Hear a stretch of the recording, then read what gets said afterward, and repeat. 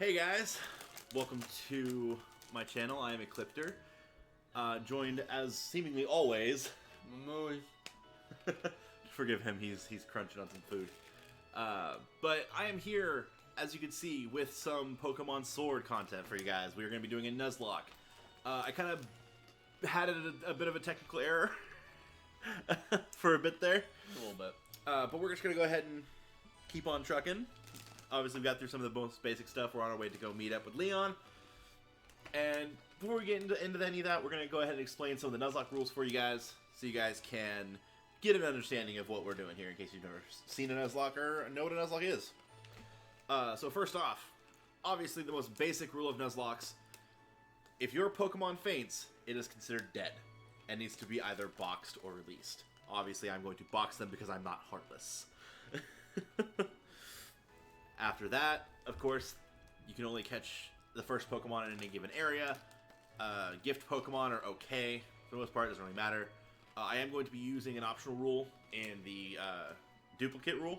Basically meaning if I've already caught that Pokemon, I don't have to worry about that being my encounter for that route, and so I don't end up with like a box full of Caterpies or something, for example. That way we get a little more, we have a chance for some more diversity on our team. Also, another rule I'm going to be using is the nicknaming your Pokemon rule. Nickname every Pokemon you capture. It's supposed to increase your emotional attachment to said Pokemon. And then, what else do we have there? The battle style is set to set, which means that when your opponent's Pokemon faints, you are not allowed to switch. Okay. Is there anything else we need to go over? Oh, real quick. As far as wild area goes, so every area is kind of divided up into separate areas. What we kind of talked about is can't go after Pokemon that are just kind of wandering around, which I know is kind of part of the fun of the wild area, but to make things more fun and more fair, so I don't just like lock onto a certain Pokemon and go try and catch it, we're making it so I have to do an encounter in the wild grass, in the tall grass, unless there's no tall grass in the area. If there's no tall grass in the area, or like... I get to choose the Pokemon if there's no tall grass. Oh, is that how we're going to do that? I'm down. I'm down. I was going to either say, fuck it, I'll just choose which Pokemon I want to get, or I would leave it up to a random chance. No, I'll try to be as fair as possible. I'll give you some shitty Pokemon, well, obviously. But every once in a while I'll throw a nice one your way. Of course, yeah, of course. You gotta be somewhat fair.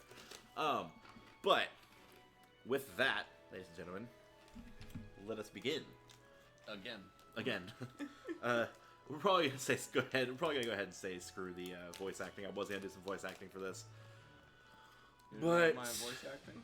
It's not that I did your voice acting. It was more mine. I didn't want to have to remember voices, and it's currently like 4 o'clock in the morning. I'm not about that life right now. That's fair. Maybe in future episodes we'll do some voice acting, but for the most part, just I'm not feeling it right now, guys. I'll be honest with you. And I mean, you guys don't come to me for my voice acting. You come to me for quality gameplay. Oh, that's what we're gonna call it. Yep, that's exactly what they come here for. Yep, that's what I hope they come here for.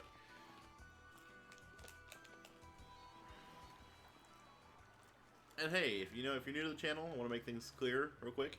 I consider this to be like a PG-13 channel, so there will be swearing. I'm not even gonna lie.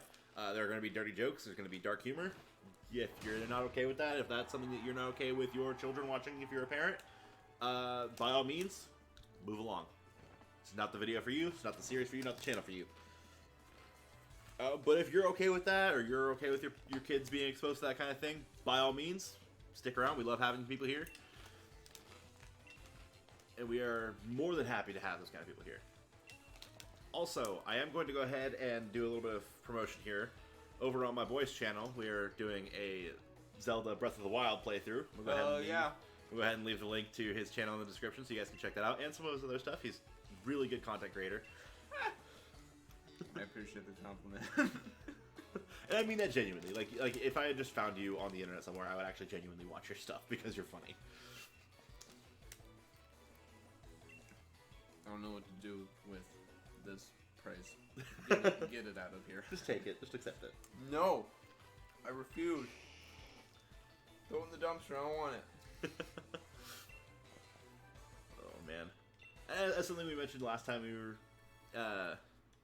we tried to record stuff here. Leon is probably one of my favorite champions. Not my favorite, but he's one of them. He's easily top 5. Yeah, Blue is my favorite because I love the setup of him being your rival because he's a massive asshole the whole time, like just a straight up dick for no reason, and then out of nowhere he just takes champion. And you're like, all right, bitch, it's game time. Let's go. I agree. That is a fun dynamic, and they only really did that one generation.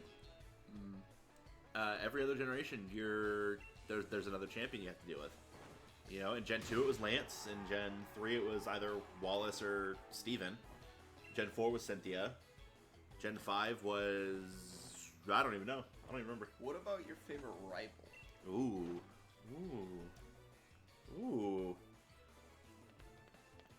Because I know we literally talked about his name earlier when we were previously recording this. Wally. Yeah. Wally from Gen 3, my favorite rival, because he's the only rival in any of the games I've played so far who has a genuine character development. Yeah. Like, an absolute, genuine... Well, Silver did too. Writing.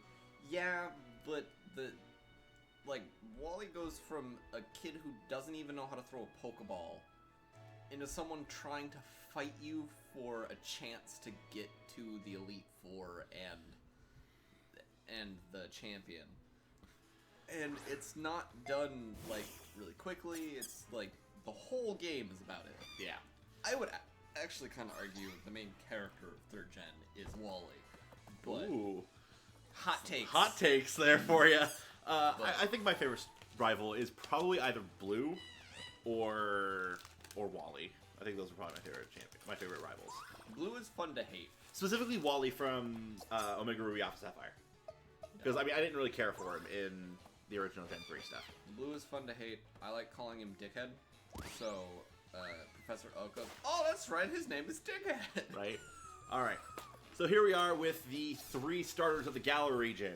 Scorbunny, Sobble, and Grookey. Obviously, we all have our own opinions on these guys. We all know who the best starter is. Sobble. No, Scorbunny. To be honest here. But, of course, because I don't really have the biggest fan base in the world, we're going to go ahead and leave this up to a random chance. I have a 6-sided die here that my friend here is going to roll. 1 and 2 is going to be Grookey. 3 and 4 is going to be Inteleon. And 5 and 6 is going to be Scorbunny. That is how we're going to do that. And your Pokemon for this Nuzlocke is not decided yet. I have to re-roll that. You didn't land on the table. That is a 6. Perfect. Perfection. All right. Come here, my little bunny boy. I'll be honest with you guys. This is the starter I picked when I first played through this game. When I started the game up, this is my starter that I went with. Because I personally love Cinderace. Well, you have an affinity for fire Pokemon. I do. My favorite Pokemon of all time, Charizard. Not even ashamed to admit that. Y'all can call me lame if you want to. Mine's Squirtle. No, not Wartortle or Bulbasaur. Or not Bulbasaur. The fuck? Blastoise. God, my brain. Not Wartortle or Blastoise. They are great. My favorite Pokemon is Squirtle. We got Striker the Scorbunny here. Yes, I'm spelling it with a Y because I'm weird. Second favorite, probably little penguin shit. Piplup? Yeah, Piplup. Piplup's dope. I mean, why don't we go through and talk about our starters we picked in each generation while we're going through this stuff here. Obviously, I imagine you picked Squirtle, 1st gen. Literally every single time I picked the water starter. It's not even a joke. That's fair. Mine has changed throughout the years. Squirtle. It was Totodile, because Totodile's fucking dirt adorable. Cute. Oh my god, I love him so much. It was Mudkip. It was Oshawott was 5th or 4th? No, Piplup was 4th. Oshawott was 5th. Oshawott. Froakie. And then. Oh god, what was his name? Sun. Yeah, the seal thing. Yeah. What was his name? Circus seal. I know it evolved into Primarina. That's all I know. Yeah. Popplio. There we go. Yep. That's its name. And We then play some. Pokemon. See, for me, mine changed a lot. So, for Gen 1, obviously, I picked Charmander. Gen 2 was Cyndaquil as well. Gen 3, my initial playthrough, hilarious enough, was done with Trico. I initially thought about picking Torchic, but I saw Trico and I was like, ooh, he looks kind of cool. I want to pick Trico. And so I had a Sceptile on my team. It was great. I mean, his literal sprite is T-posing to assert dominance at all times. At all times, that's great. Gen 4, I went back to Fire Starters and picked Chimchar, which I thought was great once I actually saw Infernape because of his glorious design based on Sun Wukong. I loved it. Gen 5 for me, I picked Oshawott as well.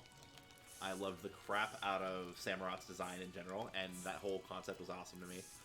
Gen 6, I also picked the water starter. I picked Froakie because, I'm sorry, Ninja Frog? Yes, please? Uh-huh. And then, funny enough, I have a fun story about that you already know, but viewers don't. I went and I was playing through X for the first time. I went and I bought a used copy of Pokemon X and booted it up, went to go play, went, did all the stuff, got my starter, and next thing I know, I'm mid-battle when I realized, hey, that Froakie looks a little off. Went to the next battle, was paying extra attention to the entry animation, and sure enough, my starter was a shiny Froakie. It wasn't my first playthrough of X and Y, because I had Y for my first playthrough, but I wanted to play through X as well. Even though the games are almost exactly identical, just the difference is what Pokemon are available and what legendary you fight and capture. And then, of course, obviously some of the Mega Evolutions are different. Basically just the two of them. I specifically usually end up buying both Pokemon games every time they come out, especially nowadays, because I'll use one to play through the entire story and get all like the event Pokemon, because you restart that, you lose all of that. It. And so I'll pick up the other game for either repeat playthroughs or challenges. Yeah. And then, let's see here. For Gen 7, I picked Rowlet, because I wanted Decidueye, because I'm sorry, Grass Ghost Robin Hood, yes please. And then, obviously, for Gen 8, I picked Scorbunny, because soccer playing rabbit. Yes. All of the yes. I will forever repeat this. Salamander Super Spy. I am not disagreeing with you. Inteleon is awesome. However, I just love the idea of a fire-type soccer-playing rabbit. Salamander Super Spy, who shoots water like a fucking gun out of his hand. You can't get any cooler than that. It's a Salamander Super Spy. It's a matter of opinion. It's a matter of opinion. Who shoots you in the face with a handgun. With a finger gun, of all things. Yeah, a hand in the shape of a gun that he snipes you with high pressurized water. Alright. Got this little Wooloo that we joked around, as a bunch of people have joked around about. It's basically a cotton ball with legs and a face. Just a sheep. It's just a sheep. It's just a sheep. I mean, hell, even Mareep was better. At least Mareep was an electric sheep. Mm-hmm. It was literally just a sheep that turns into a bigger sheep. Yep. Double is tanky as fuck, though, let's be honest. Double tanks some fucking hits. We're just gonna blast through this battle real quick, because, let's be honest, Hop doesn't know how to battle. What are you talking about? He's the best rival of all time. He has a whole character development that lasts one wild area.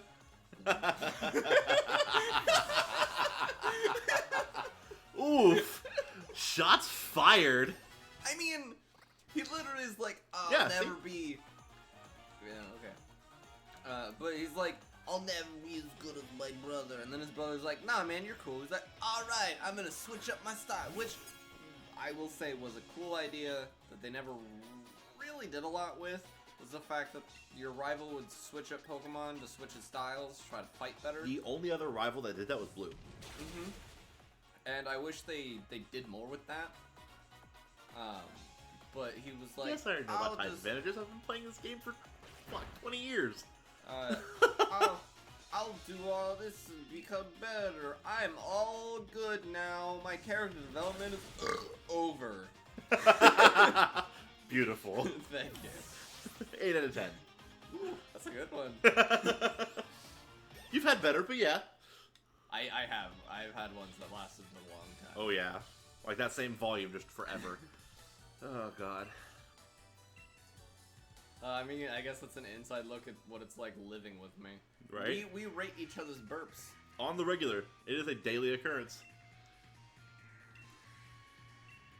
But hey, if you can't tell someone they had a shit burp, are you really friends?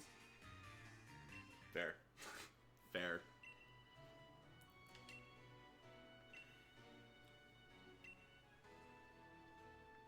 Whew. No one cares what you say, Leon. We just He wanna literally see you just told propose. his brother, "You're putting the cart before the Rapidash there, buddy." Just straight up insulting his little brother. And he wonders why his brother thinks he's never going to live up to his older brother. I mean, to be fair, when your older brother is the undefeated champion of the region, and you're literally living in his shadow, a little dumbass pipsqueak. you're kind of stuck in that shadow, where you will remain for the rest of all time. Yeah, because we're gonna beat your ass and beat your I want brother's to ass check and become something champion. real quick because I wanted to see if we got balls. Because I don't remember if we did or not. Nope, don't have any balls. But we can. You heard it now, folks. Clipper's got no balls. We can check out our little buddy here. So male, that's not bad. I don't mind that. Oh, got the blaze ability.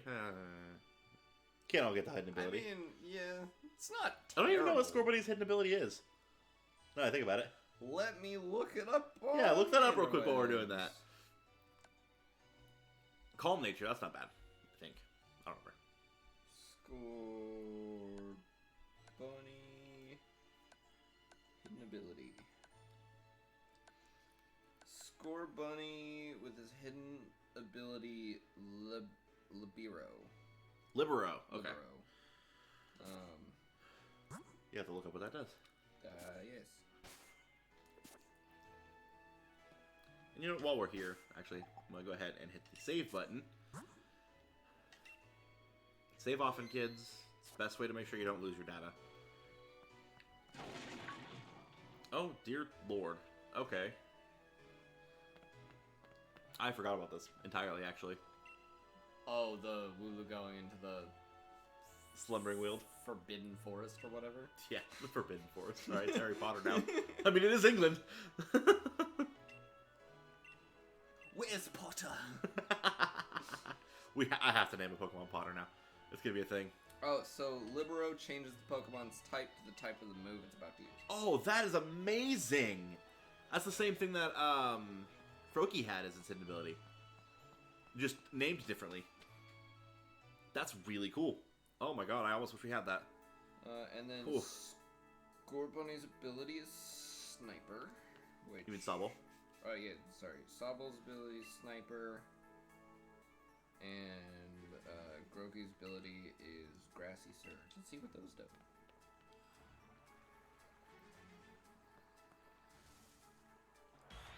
do. Ooh, first wild encounter.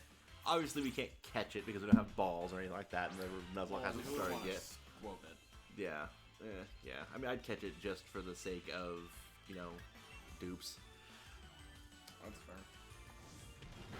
So, in Generation 8, Sniper powers up moves that become critical hits when attacking. Ooh, that's nice. And then Grassy Surge. Grassy Surge? That's Grookey's, yeah. Huh. Grassy Surge turns the ground into grassy terrain when the Pokemon enters a battle. Huh. Interesting. They really tried to make him a good starter. Oh yeah, they tried their They hardest. tried real hard to make him, like, desirable. You can polish a turd and it just becomes a shiny turd. Yeah, ain't that the truth? Goodness. Alright, here's another wild battle. It's gonna be riddled with these guys, let's be honest. Rookity wouldn't be bad. Rookity would not be bad. Having an early flyer is always decent. And Corviknight's a real Everything. nice Oh yeah. Pokemon. Although, so my problem with Corviknight's design is that Rookity. Look at all the colors Rookity has. You've got the yellow, the blue, the black, the red, the white. And it loses all that by the time it becomes Corviknight. Yeah, it's a really cool color palette. Oh yeah. But Corviknight is just black, and it looks like a PlayStation 2 model that someone forgot to texture. Yeah. I think the idea behind Corviknight is that it was supposed to be like, you know, like a raven or a crow that you'll see around England all the time, but they also wanted it to be night themed. But yeah, but that's what the blue is for. Yeah. Like, you get the blue to symbolize the night, the black to symbolize the darkness, and the fact that it's a bird. The washed out yellow to symbolize like the moon. Like that, you just add. Please add that to Corviknight. Little howl for you guys. As if we don't know what's coming with that. It's a puppers. Best boy. Second best boy. It's best boy. Yours isn't a shield. Yours doesn't have a fucking giant fuck-off sword in its mouth. That's right, because it's a giant shield. Yeah, which is how he wins. If you're gonna swing a giant sword at me, I'm a giant shield. It's the best defense is a good offense. The best defense is a better defense. Nah. To be fair, though, Zacian is definitely the better competitively. Well, yeah. But competitive bullshit. Are they the same typing? The wolves? Because I know Zacian is Fairy Steel. I didn't know if it was just like they were flipped, so one was Steel Fairy. Yeah, Zacian and Zamazenta. Both are really good designs, I will give them that. They were designed really well.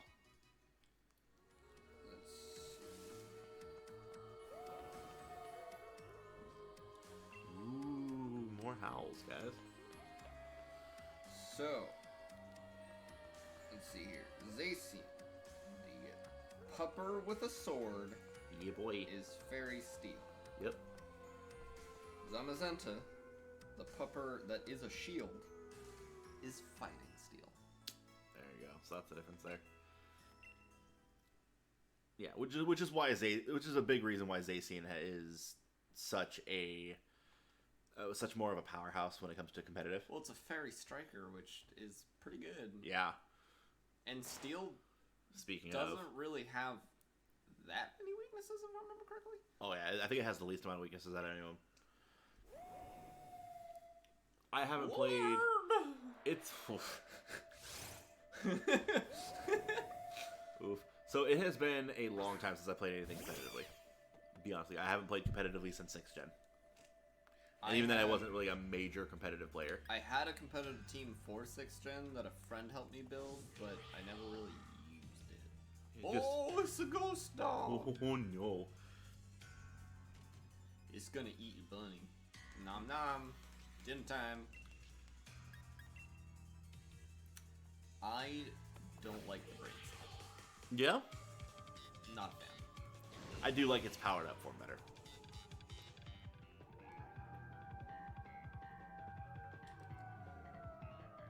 Oh no, blinded by the fog.